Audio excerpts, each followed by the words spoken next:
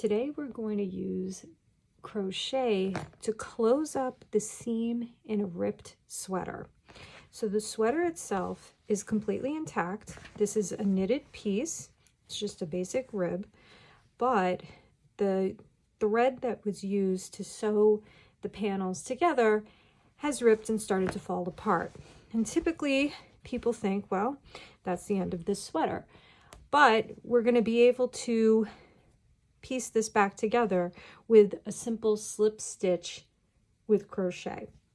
Now, this is a maroon sweater, and I do have some maroon yarn, but it is not a perfect match in shade. As you see, this is a much more vibrant, Christmassy kind of maroon color, but it doesn't really matter because you're only going to see the slip stitches on the inside piece of the garment. If you really care about a perfect color match, you can try to bring the sweater to the store and see if you can find that exact yarn. Or you could maybe piece it together with thread. But for this purposes, we're going to just use this maroon yarn because it's close enough and we are not going to see it on the outside when the garment is worn. So we're going to analyze what we have going on here and see where the trouble really starts to begin. So looking at this hole, and this is like the right where the pocket is. The hole ends right before this pocket because this is reinforced with some type of machine knitting. So I'm going to insert my crochet hook a stitch before the tear begins, and I'm going to go through both sides of the hole. I'm going to take my new yarn and I'm just going to loop it onto the crochet hook like that. And I'm going to pull it through all of these stitches. And I'm going to leave it just like this. Leave the tail alone. Kind of hold this with your finger so it doesn't slip. Yarn over and do one chain. Now I'm using a slightly small hook. This is a 3.25 hook because I want this to be nice and tight so that I don't see any gapes or holes. Okay, so now we're going to slip stitch across the hole. So put the hook into the next two stitches, yarn over, and really like pull on the sweater itself so that you have that hole really open, because it is going to be hard to get this hook through all those layers. Okay, and then pull this loop through the one already existing on the crochet hook to create a slip stitch. And what's nice is now this tail is really anchored in there, so it's not going to fall apart. It doesn't seem like it's going to be secure, but once you start doing this, you see that it's actually quite secure. So now I'm going to go into the next set of stitches. Yarn over, pull it through two, and make a slip stitch. Next set.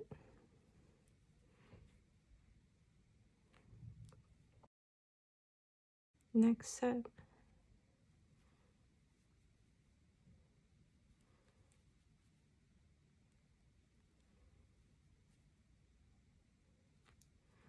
And we're starting to get like a very clean looking set of stitches over here.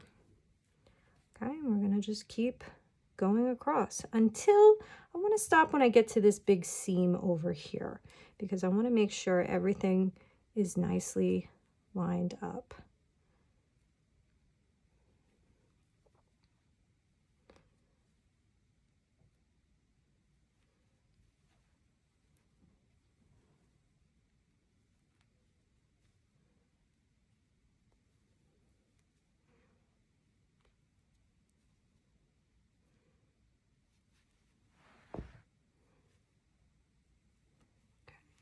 Keep going into each stitch. Just do it slowly so that you're precise. And I'm not even going to pull out this thread that ripped because it's not really doing anything. It's not visible on the outside, and so I'm just going to leave that alone. I'm going to let that exist, let that live. It's not hurting anybody.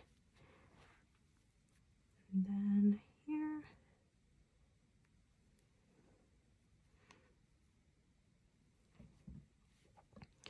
And now we're up to 1 stitch before these big seams. Okay. So I'm going to go.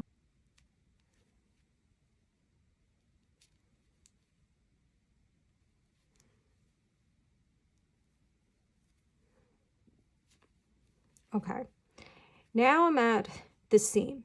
And the reason why I wanted to stop here was I wanted to make sure these 2 seams are lined up perfectly, because the last thing you want is a seam that's like out of whack or, you know, crooked. Okay, so at the seam, I'm going to put 1 slip stitch into the middle of that seam on both sides. And again, it's tight because this was made by a machine. Okay. That's the middle stitch on the seam. And again, this is the ripped thread. And we are getting close to the end of our hole. And then I'm going to put 1 stitch on the edge of that. And I'm going to just separate it so I can get the hook in both sides, because it is fighting me a little bit.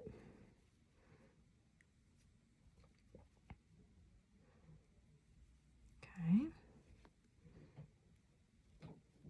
And pull that through. And now we're at the home stretch. We're just gonna finish up these remaining stitches with our slip stitch. Slip stitch.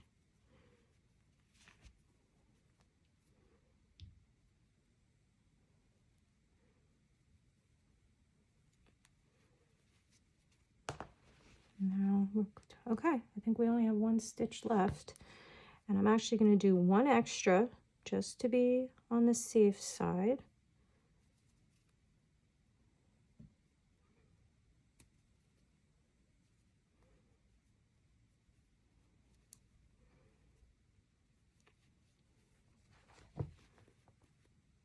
Okay, I'm going to do 1 more just so that that tear does not continue.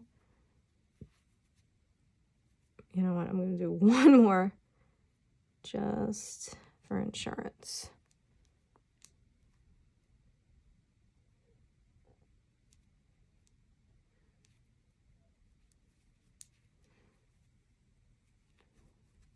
Okay, pull that,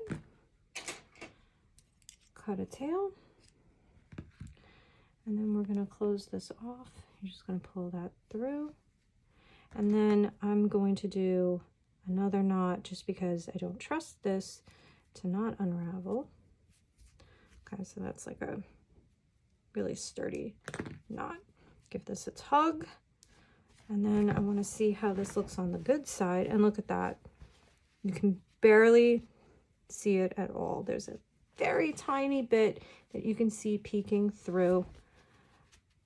And again, I mean, if I had a perfect color match, that wouldn't be visible at all. But the most important things are my seams are lined up. Just right there, it's a little visible. But this is on the underarm, so it's not going to really be noticeable at all. Now I'm going to just take my yarn needle, and I'm just going to weave this in a little bit just to get rid of these tails.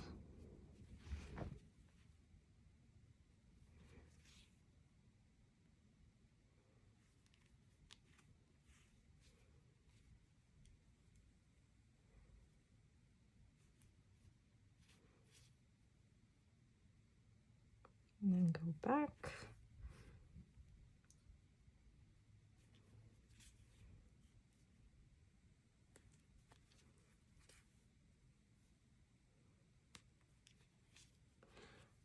And that's it. We can do the same over here.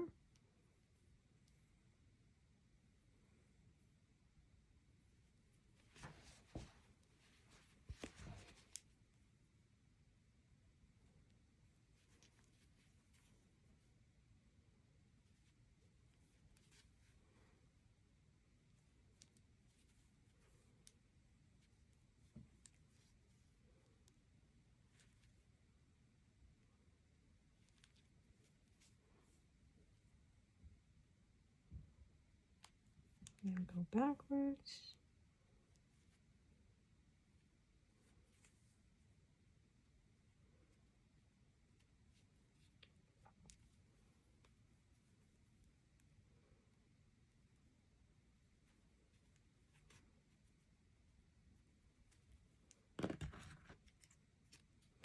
Okay, and so there it is. It's a little patchy, but we had a garment that was unwearable to now something that's pretty respectable, all things said and done. And you can just cut that original thread that's loose anyway.